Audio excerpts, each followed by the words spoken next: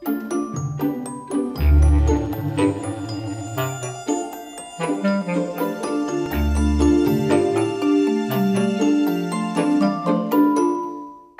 à toutes et à tous et bienvenue dans Curiosité. Cette semaine, votre magazine vous emmène dans le centre-ville de Colmar où la galerie Murmure accueille, une fois n'est pas coutume, une exposition monographique. Sous le titre « Invitation au voyage », les sculptures et dessins de David Daoud entrent en résonance avec les œuvres de grands artistes du XXe siècle, parmi lesquels Dubuffet, Hartung, Stettner ou encore Miro.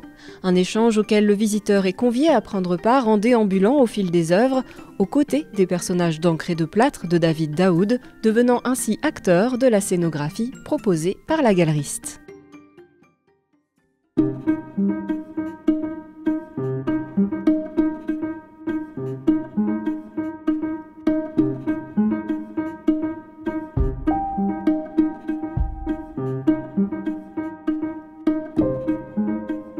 David Daoud, artiste franco-libanais, né à Beyrouth et puis ayant voyagé ici enfant, voilà. Donc j'ai suivi mon parcours artistique en France à l'École supérieure des arts décoratifs chez Charles Offray. J'ai appris le travail de la sculpture chez lui pendant 7 ans. J'ai une tendance expressionniste. Dans cette exposition, je voulais représenter un travail sur la nature et l'humain. Donc revenir aux fondamentaux qui est la nature, les plantes, les paysages. Et puis l'humain autour de tout ça qui essaye de contempler le beau.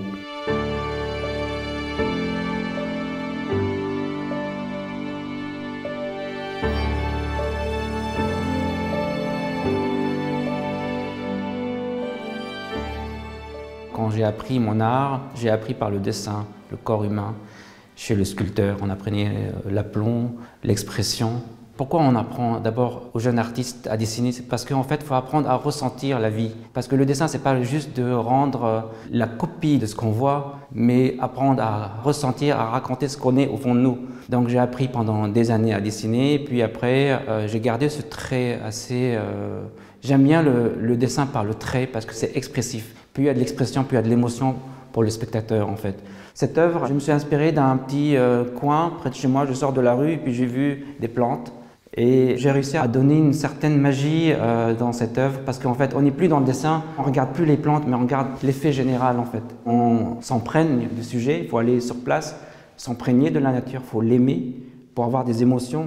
On garde nos émotions en nous et on rentre dans l'atelier et on raconte cette émotion en collaboration avec soi. Et quand ça marche, c'est super.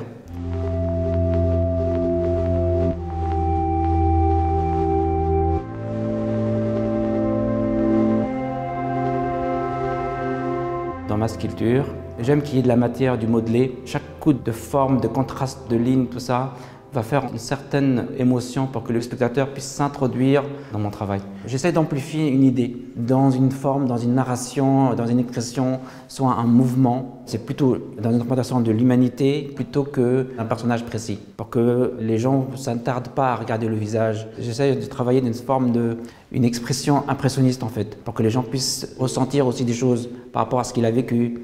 Donc en fait, je commence l'histoire, le spectateur pourrait la poursuivre. Alors cette sculpture s'appelle Extraction. En général, c'est l'humain qui est un peu piégé et puis il arrive à s'en sortir ou non. Donc on ne sait pas s'il s'en sort, mais apparemment il va s'en sortir. J'essaie d'être audacieux dans mes recherches de création. Donc celle-ci, je pense que j'ai eu le feeling, voilà.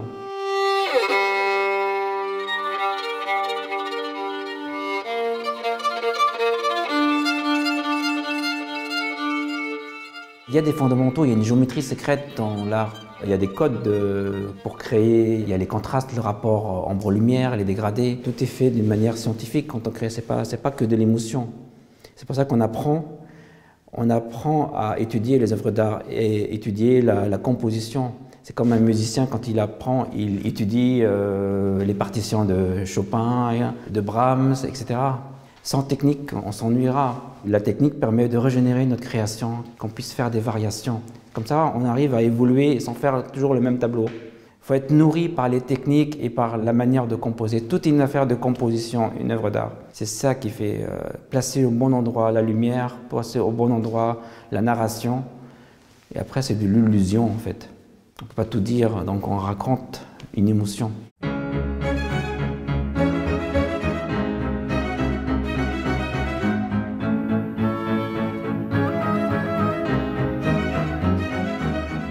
je travaille en musique. Je ne peux pas créer sans musique, du classique. Et puis je suis assez mélomane, donc ça c'est une joie. La musique et l'art, c'est lié quoi. Et j'ai eu la chance de rencontrer Ibrahim Malouf. Je peignais, je créais avec sa musique aussi. Et puis d'un coup, j'ai reçu un coup de fil. Je lui ai fait la pochette de disque qui m'a permis de gagner en notoriété. Ça, c'est un cadeau que j'ai eu de ma vie. Et puis j'ai eu aussi le privilège d'être acquis au musée de l'Institut du monde arabe, dans la collection permanente du musée à Paris. Et ça, c'est un cadeau de reconnaissance. La reconnaissance, c'est la balance qui fait que la souffrance d'une création, ça équilibre un petit peu le moral, en fait. Donc, ça me fait plaisir. Ça me donne envie d'avoir encore d'autres challenges dans ma vie, dans mon parcours artistique. Le fait qu'il y ait des reconnaissances comme ça.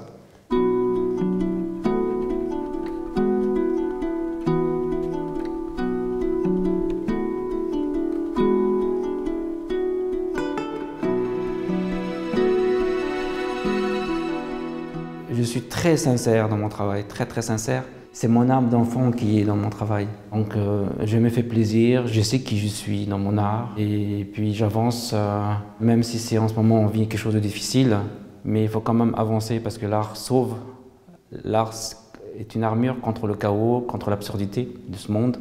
Et de rencontrer une galeriste qui aime mon art, ça me touche parce qu'en fait, pour pouvoir défendre un travail artistique, il faut aimer l'artiste et son travail. C'est une complicité qui se crée, j'espère, sur le long terme. Et donc, exposer à Colmar, c'est un bonheur parce que je ne connaissais pas Colmar et puis ça me permet de partager à un nouveau public.